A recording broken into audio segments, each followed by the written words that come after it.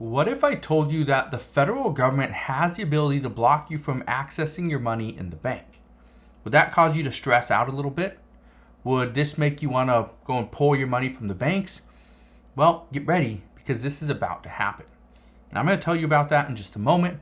First, go ahead and hit that like button if you are firmly against the US government telling you when and how much money you can get from your own bank. But let's get started, and I want to first talk about why all this is happening right now. Because we've addressed this in the past, that there were some banks out there that would not let you get your money out. Oh, you want $5,000? Okay, come back in 72 hours. Oh, you want $2,500? Well, we can give you $2,000. You'll have to come back and get the other $500 tomorrow. We've heard those stories, right? Well, here's the reason why all this stuff is happening. All these talks about the government regulating how you access your money is because of the recent bank failures. And what we are hearing now is that many regulators are worried that we may see additional bank runs. But this is also due to Congress wanting answers on problems that they created themselves. Think about it. Congress was the one that created all these issues. It's not the American people, but the American people are the ones that are being blamed today. Now, something also happened today. Not only were the American people being blamed for the recent bank runs and the failure of Signature Bank and Silicon Valley Bank, but Congress also decided to drill top federal financial officials. And they wanted to know, how can we prevent this from happening again in the future? And here's the overall consensus. Let's just add more regulation.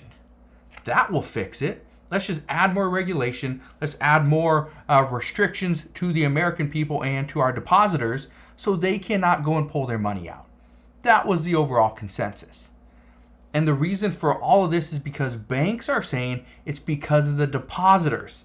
It's the depositors' fault as to why all this occurred.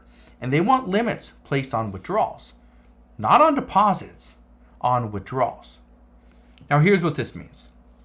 This could include things like depositors having to provide 24-hour notice before pulling out more than $1,000 in cash. Again, I'm saying what this could include. Not saying that these are things that are going to happen, but we are going to have more restrictions.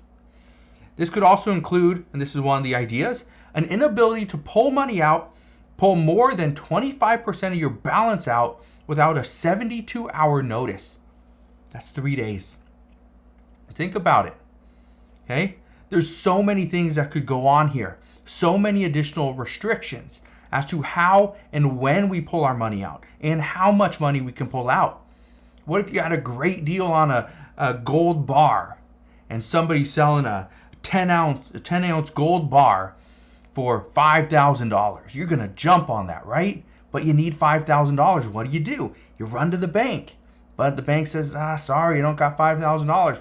I can give you $2,000 today, or I can give you $1,000 today, but they can't give you more than that.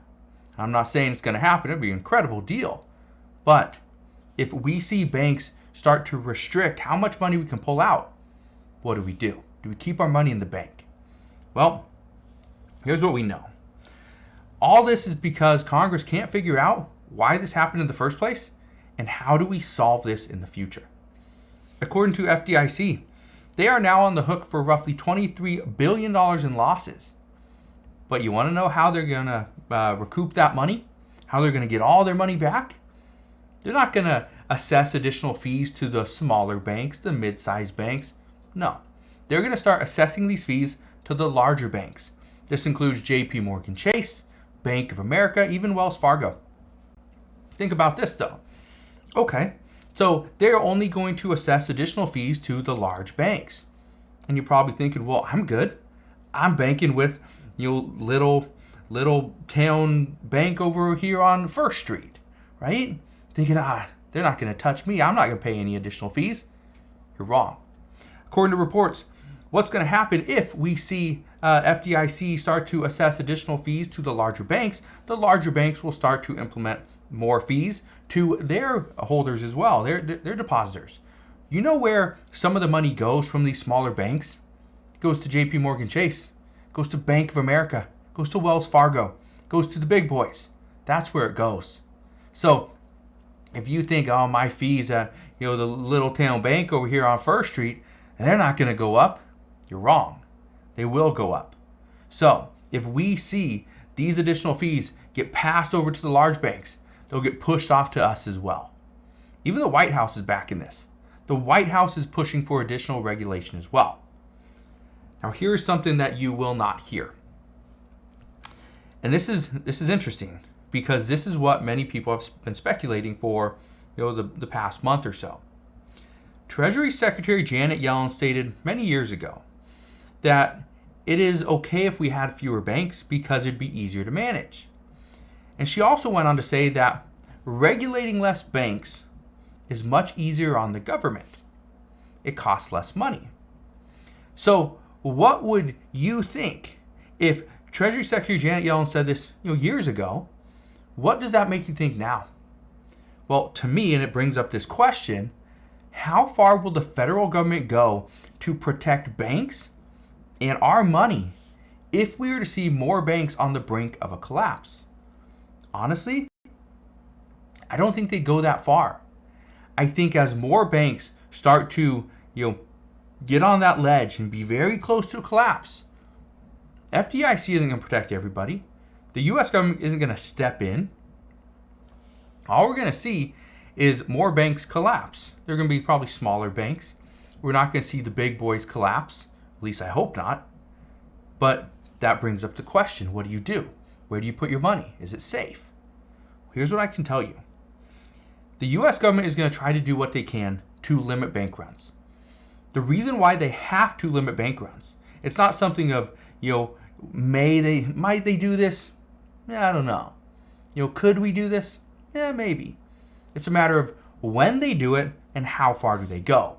That is what financial experts are saying, because the federal government has to limit bank runs. That's the first thing they must do, because if we start to see this again, and I heard from many people, a lot of people in the community. I talked to many people within my actual community and friends and colleagues as well.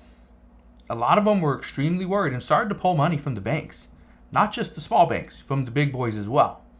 And they did that because what if something were to happen? They did not want to lose everything that they had or be tied up with the FDIC. So here's what I can tell you. The U.S. government is going to have to do something. It's just a matter of how far do they go and when do they do it. I wish I could give you an answer. But as of right now, this is why Congress is grilling these regulators to figure out what is the best course of action. How do we get through this? And how do we prevent additional bank runs in the future? That's what they want to know.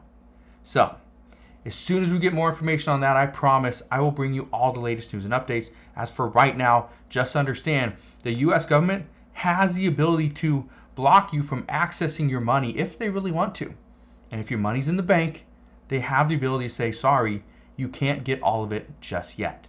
So I will keep you up to date on what's going on at this time. But again, thank you guys for watching. Have a wonderful rest of your day. Consider subscribing, and I'll see you guys on the next one.